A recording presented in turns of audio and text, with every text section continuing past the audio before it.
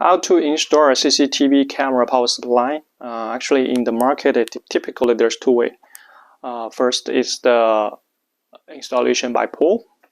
Normally, the CCTV camera will in outdoor. They install on the pole frequently, right? So we provide our pole mounting accessory with our system to put on the pole.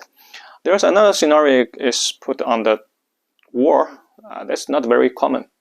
But in the end, in these two scenarios, if we make the system small, flexible, maintenance-free, it's easy job to install.